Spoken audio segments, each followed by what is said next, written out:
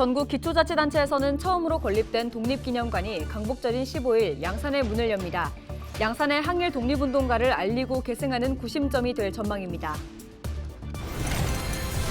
14일은 일본군 위안부 피해자 기림일입니다. 경남에서도 일본군 위안부 피해자의 아픔을 기억하기 위한 행사가 열렸습니다. 경상남도 교육청과 거제시가 가칭 고현 1초등학교를 학교시설 복합화로 추진합니다. 학교토에 교육이나 문화시설 등을 만들어 학생과 지역 주민이 함께 이용할 수 있도록 하는 사업입니다. 더불어민주당 경남도당이 일본 후쿠시마 원전오염수 해양투기 저지 총괄대책위원회를 출범했습니다.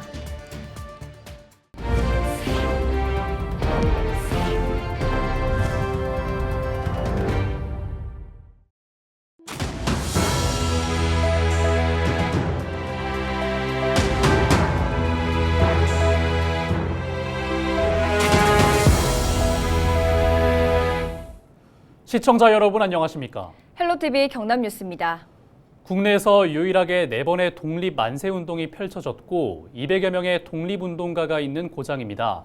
바로 양산인데요. 이곳에 경남 최초이자 전국 기초자치단체 중 최초의 독립기념관이 탄생했습니다. 역사를 알리기 위해 유물 대부분을 진품으로 선보일 만큼 시민과 노력해왔는데요. 광복절에 그 의미를 담아 문을 여는 양산 독립기념관을 다녀왔습니다. 권정숙 기자의 보도입니다. 일제 탄압을 나타낸 창살과 대한독립의 독자가 형상화된 건물. 기초자치단체가 운영하는 전국 최초의 독립기념관입니다. 상해 임시정부 초대 재무차장을 지낸 윤현진 선생의 생전 유품부터 친구였던 윤 선생을 그리며 쓴 해공 시니키 선생의 편지. 3.1운동사 최초로 민간인이 경찰서를 습격한 순수 농민운동과 통도사 스님들의 항일 기록까지 모두 진품입니다.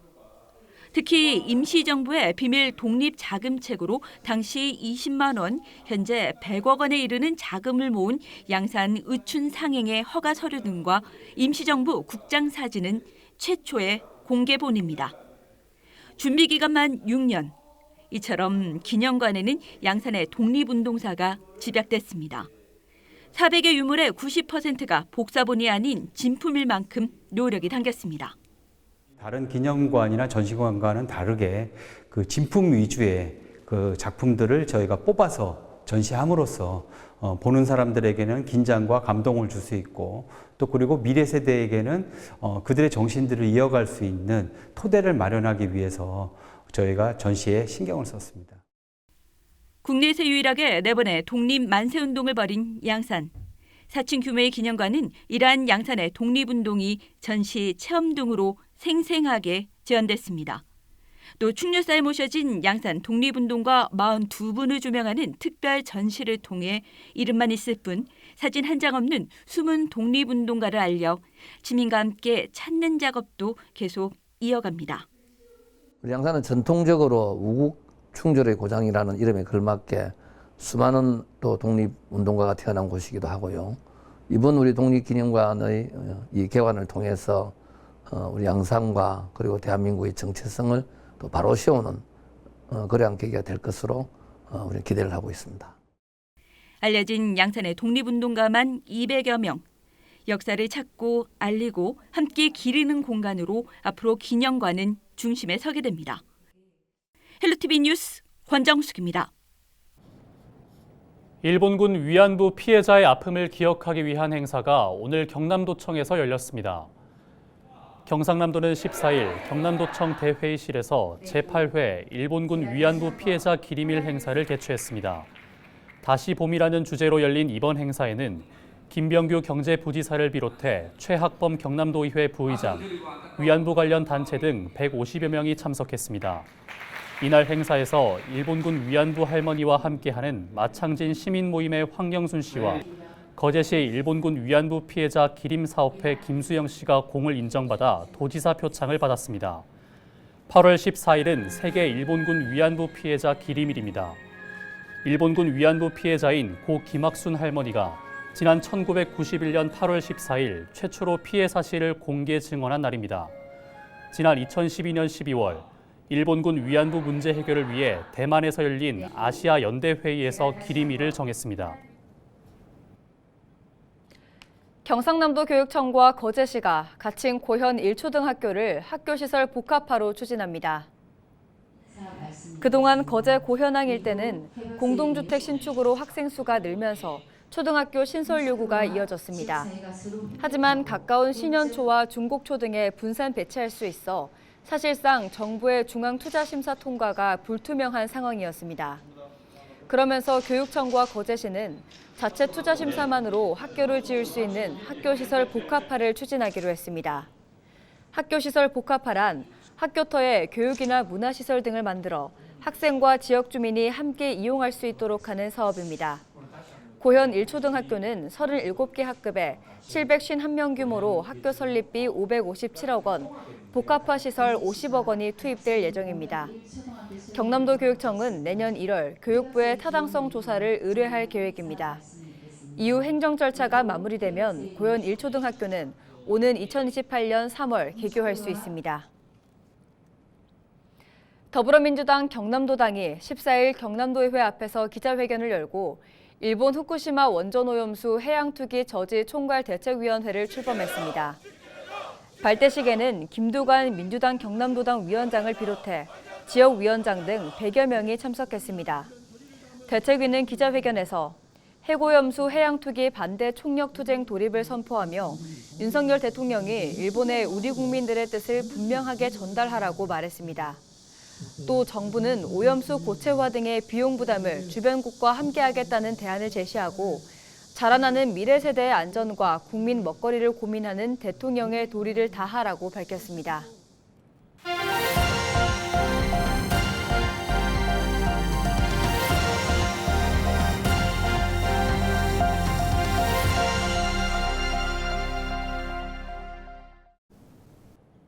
국제정원 박람회가 열리고 있는 순천에선 국가정원에서만 즐길 수 있는 프로그램으로 관광객들의 발길을 사로잡고 있습니다.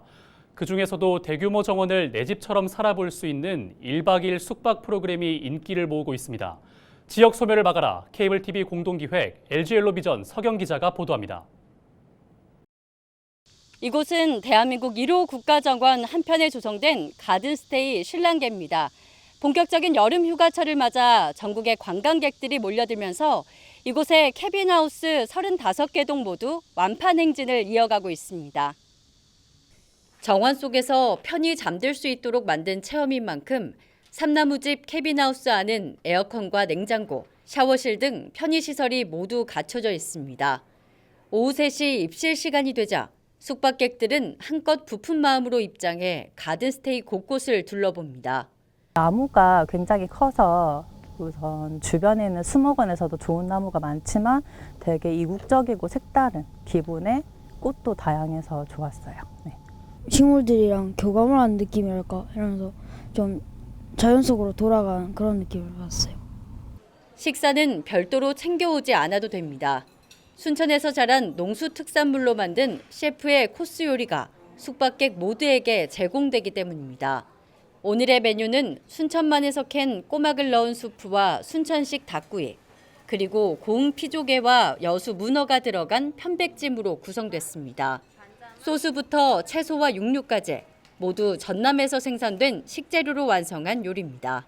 우리 순천 농민이 농사진 거 전부 다 해가지고 우리 그릴라치 해가지고 제철의 음식 갖고 순천의 식자재 갖고 최선을 다하고 있습니다. 식사를 마치면 가든스테이 중앙잔디광장에서 한여름밤의 요가가 펼쳐집니다. 강사의 시범을 주의 깊게 살펴보고 동작을 따라하는 사람들. 하루 동안 쌓인 피로와 스트레스를 해소하고 긴장돼 있었던 몸을 풀어주는 시간입니다. 어두운 밤 국가정원이 문을 닫았지만 가든스테이 숙박객들은 그 누구의 방해도 없이 정원을 통째로 빌린 것처럼 둘러볼 수 있습니다. 잔디길을 따라 그림처럼 놓인 삼나무집 캐빈하우스, 193헥타르의 국가정원을 내 집처럼 올여름 정원에서 살아보시는 건 어떨까요? 헬로티비 뉴스 서경입니다.